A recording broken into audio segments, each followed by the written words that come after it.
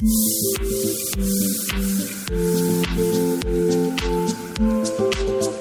Guys, welcome back to our channel Kuriyaghar blog. আবার চলে এসেছি একটা নতুন গল্পের সাথে। আগের ভিডিওতে তোমরা দেখেছো আমরা সুইগি গিয়েছিলাম অনেক দিন পরে। আবার ভাবছি সুইগিটা শুরু করব। সবসময় তো যাওয়া সম্ভব হবে না। এই যে মায়ের বাড়ি মাঝে মাঝে আসি, যেমন আজকে এসেছি। যেগুলো হচ্ছে ট্যাংরা মাছের বড় মাথা, যেগুলো ভাজতে গেলে মারাত্মক ভয় লাগে। তো এক খোলা আমি চাপিয়ে দিয়ে রাস্তার দিকে এসে দেখছি একটা বাচ্চা গান চালিয়ে খেলা দেখাচ্ছে। অ্যাকচুয়ালি এটা খেলা বলে না, কি একটা বলে। যাই হোক, সে অনেক কষ্ট করছে টাকা ইনকাম করার জন্য। ওই যে পাশে দেখো ব্যাগ নিয়ে বসে আছে, ওই ছেলেটা অ্যাকচুয়ালি গানটা বাজাচ্ছে। তবে এখানে লোকালিটিটা কম, তো তাই জন্য হয়তো বেশি পয়সা পাইনি। আমি যে মাছ ভাজা চাপিয়ে গেছিলাম, এই যে মাছ ভাজার নামিয়ে নিয়েছে তাড়াতাড়ি করে এসে, আর তার মধ্যে এই ছোট্ট টুকরোটা বার হয়েছে। এই মাছটা খেতে এত সুন্দর লাগে, ভাজাটা দেখে এত লোভ লাগছিল যে খেয়েই নিলাম। সবাই দেখতে পায়নি, এটাই ভালো। এদিকে বেগুন ভাজা, এদিকে মাছ ভাজা হচ্ছে। তো ভাজতে ভাজতে আমার সব কটা মাছই ভাজা হয়ে গেছে।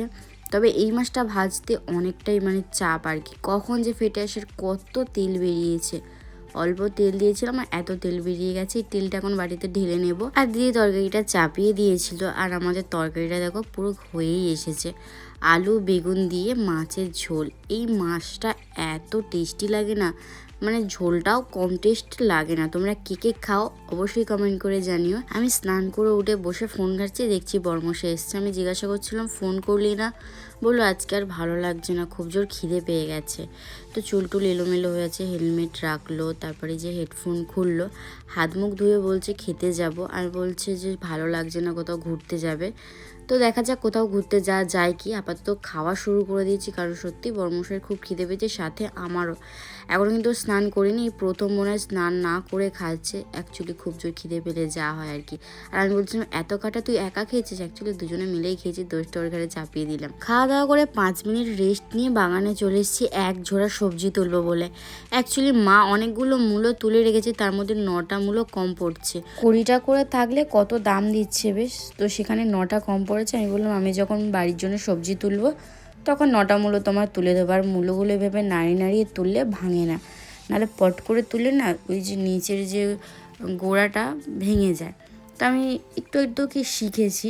তো প্রথমে ভাবছি ছোটো ছোটো সবজিগুলো তুলে নিই, এই যে ধনিয়া পাতা, যেটা আমার খুব কাজে লাগে। যে জিনিসটাতেই দাও না কেন খুব টেস্টি লাগে। ম্যাগি, পাস্তা, বর্মশাই কাজে যাবে, পাস্তাতে একটু দেবো।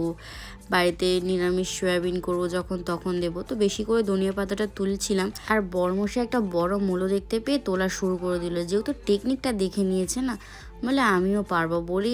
একটা যেই তুলে মজা পেয়েছে, আর কি ওনাকে আটকায়।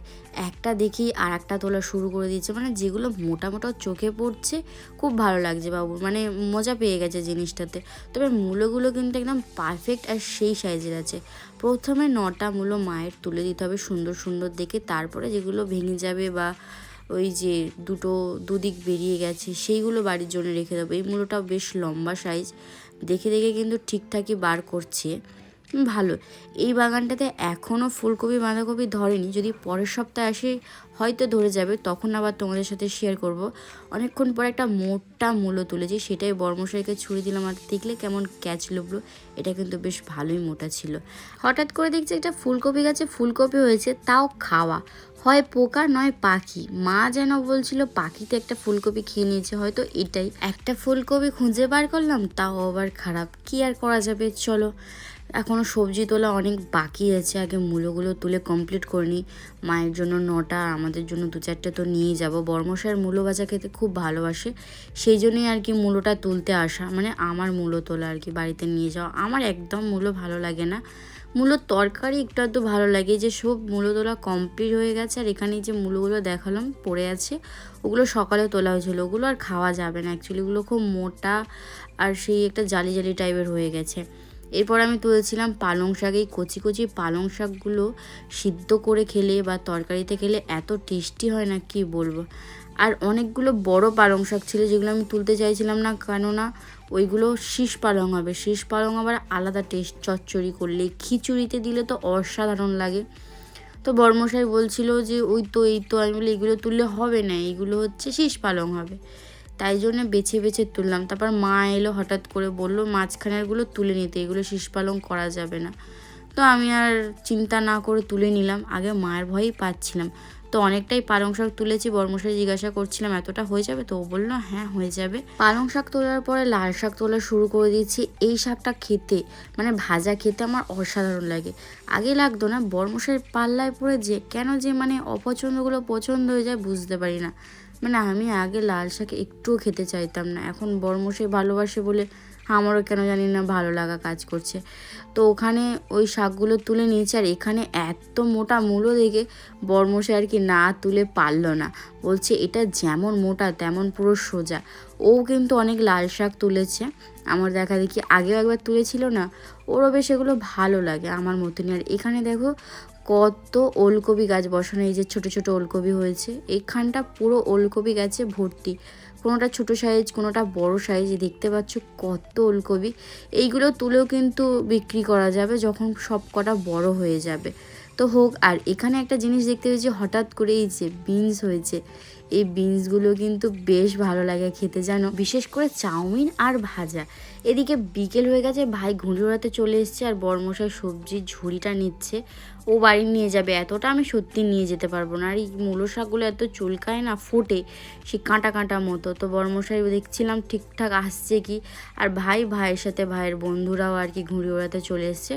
বর্মশাইয়ের অ্যাকচুয়ালি যেতে মন চাইছিল না, বলছিল আমিও একটু ঘুড়ি ওড়াবো। আমি বললাম না, এখন সবজিগুলো ধুতে হবে। তারপরে এখনও স্নান করেনি, এই যে টেনে টেনে নিয়ে এসে সবজিগুলো ধুলাম, আরও বেঁধে দিল সুন্দর করে। এগুলো হচ্ছে কলা পাতা শুকিয়ে গেলে একটা দড়ি মতো হয়ে যায়, সেটা দিয়েই বেঁধে দিয়েছে বুদ্ধি করে। এবার আমি মূলোগুলো ধুচ্ছি, 9টা মূলো আগে মার জন্য বেছে রাখবো। তারপরে তার মধ্যে এইটা দেখছি ভালো না, সেই জন্য পাতাগুলো ভেঙে নিলাম, বাড়িতে নিয়ে যাবো। তো যেগুলো বিক্রি হবে সেগুলো কিন্তু পাতা রেখে দিতে হবে। তো বর্মশাই স্নান করে রেডি, আর আমিও শাক সবজি ধুয়ে রেডি হয়ে গেছি। আমরা দুজন এখন বেরোবো ঘুরতে। তাই বললাম রেডি, চলো চলো দেরি না করে যাওয়া যাক। আমাকে কেমন লাগছে অবশ্যই জানিও। ঘর থেকে বেরিয়ে যা ঠান্ডা লাগছিল, বর্মশাই সোয়েটারটা আগে পরছে, আমিও চাদরটা নিয়ে নিয়েছি। গাড়ি চালালে তো ঠান্ডা লাগবেই, এমনি যা ঠান্ডা লাগছে জানি না কি করে কি হবে। তো আমার তো বেশ ভালো লাগছে বিকেলের ওয়েদারটা।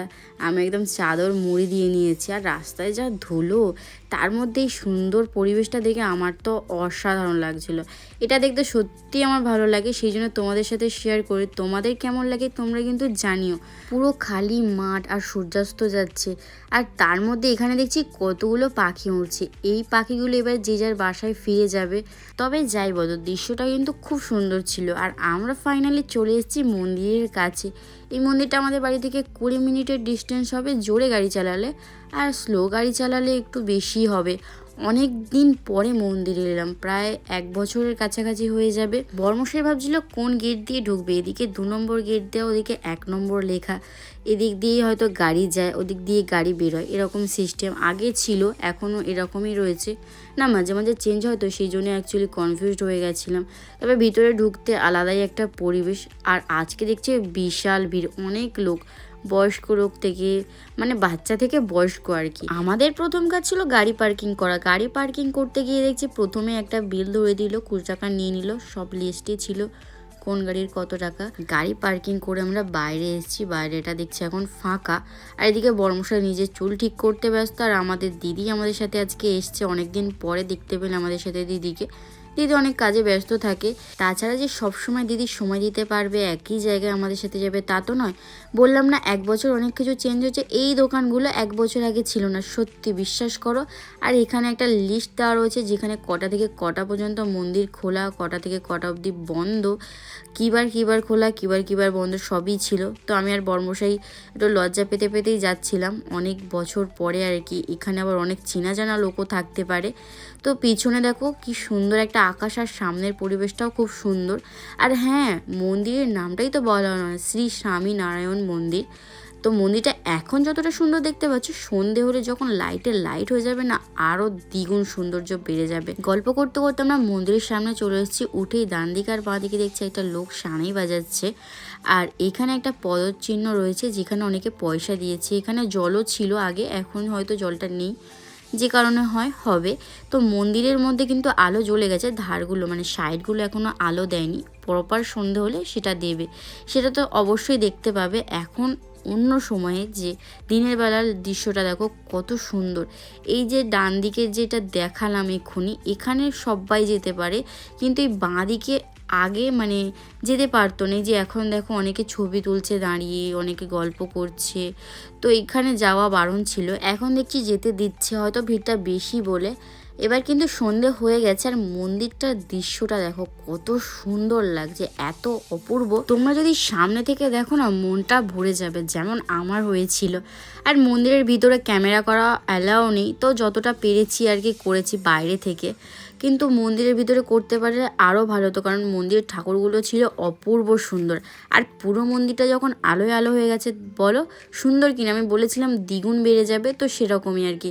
তো প্রথমে মন্দিরে ঢুকতে গেলে জুতোটা খুলে রাখতে হয়, এখানে জুতো রাখার ব্যবস্থা, এখানে কোনো টাকা নেয় না। মন্দিরের উপরে ভিডিও করতে পারিনি, তবে নিচে একটুখানি চান্স পেয়েছিল। দেখো কত সুন্দর ভিতরটা। মন্দির থেকে বেরিয়ে জুতোটা আগে নিয়ে নিয়েছিলাম, এবারে বেরোবো সোজা বাইরে। তো বেরিয়ে দেখছি এখানে সবজি বিক্রি করছে, যেটা কিনা আগে ছিল না, এখন হয়তো নতুন সবজি উঠছে, তো হয়তো সেই জন্যই, বা এখানেই ভিতরে কোনো বাগান আছে সেখানে চাষ করা। আর এটা হচ্ছে ক্যান্টিন, যেখানে সব নিরামিষ খাবার পাওয়া যায়, সব রকম আর কি। দামও কিন্তু খুব বেশি একটা নেয় না, আমি অনেকবার খেয়েছিলাম। এখানে পপকর্নটা আমার দারুণ লাগে। আজকেও খাওয়ার ইচ্ছে ছিল, দিদির জন্য খাওয়া হলো না, দিদি কোনো ঠান্ডা জ্যাকেটই আনেনি, তাড়াহুড়ো করে ওই জন্য বাড়ি যেতে হচ্ছে। এখন ওই 7টা বাজে, 7টা বাজলে কী হবে, গাড়ি চালালেও তো মারাত্মক ঠান্ডা। কি মন্দির থেকে সোজা বাড়ি চলে এসেছি, কোথাও দাঁড়ানি, কিচ্ছু খাইনি। রাস্তার খাবার খাওয়া শরীরের পক্ষে খুব ক্ষতিকর, আমার যা হয়েছে সিরিয়াসলি বুঝতে পেরেছি। যাই হোক, তো খুব ঠান্ডা পড়েছে বাইরে, আর আমরা এখন বাড়ির দিকেও যাব। তো ভিডিওটা ভালো লাগলে লাইক, কমেন্ট, শেয়ার, সাবস্ক্রাইব করে দিয়ে দেখা হবে নতুন গল্পের সাথে। টাটা।